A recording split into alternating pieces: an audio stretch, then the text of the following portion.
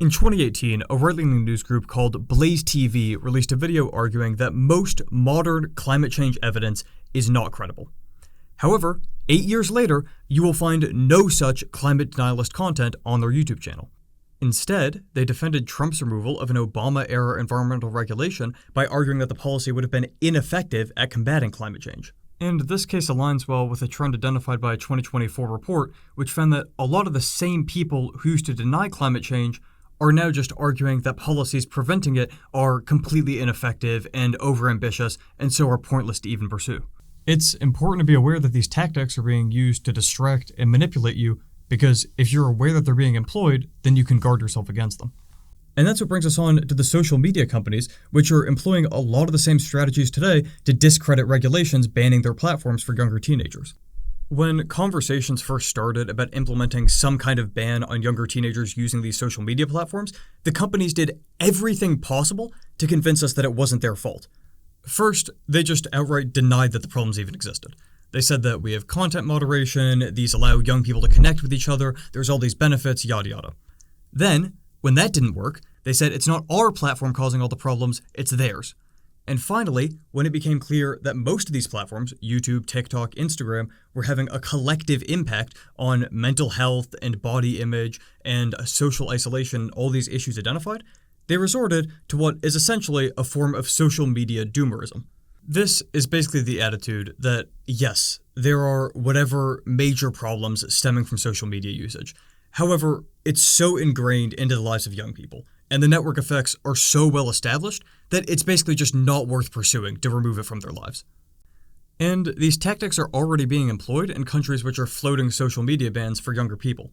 For example, in Australia, where a ban for under 16s has already been implemented, one of YouTube's top executives argued that it would be extremely difficult to enforce. And while this might seem like a pretty typical PR deflection, notice how she's not touching on any of the actual talking points related to this issue.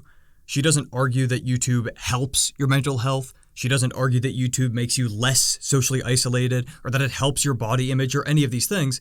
She just says, the ban won't work anyways, so it's not even worth pursuing. I mean, look at how this issue is presented in this Reuters article as well. An 11-year-old says, I feel like I will still use it, just secretly get in. There's no evaluation of facial recognition technology, there's no discussion of the freedom of speech issues or the privacy issues or anything involved in this. There's just an obvious piece of rhetoric painting the ban as pointless and an 11-year-old confident that they could circumvent any regulation the government implements. And Australian Prime Minister Anthony Albanese, for all his faults, has hit the nail on the head. We don't argue that its implementation is going to be perfect. Just like the alcohol ban for under 18s doesn't mean that someone under 18 has never had access. Sorry about that, guys.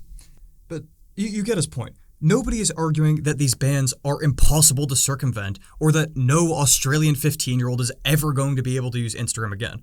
The point is to slowly break apart the network effects by creating as many barriers to entry as possible for new and existing users. Even if, and I would say this is probably quite unlikely, usage only goes down by 10 or 20%, then it's going to be that many less people who are peer pressuring their other friends into downloading it.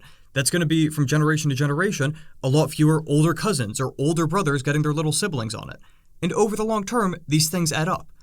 The point isn't to completely eradicate social media from society, it's just that over time, hopefully, they'll degrade social media usage to a point where it's not a complete necessity or completely universal, but it's a choice and a comfort that some people who want to go out of their way and circumvent the regulations can have.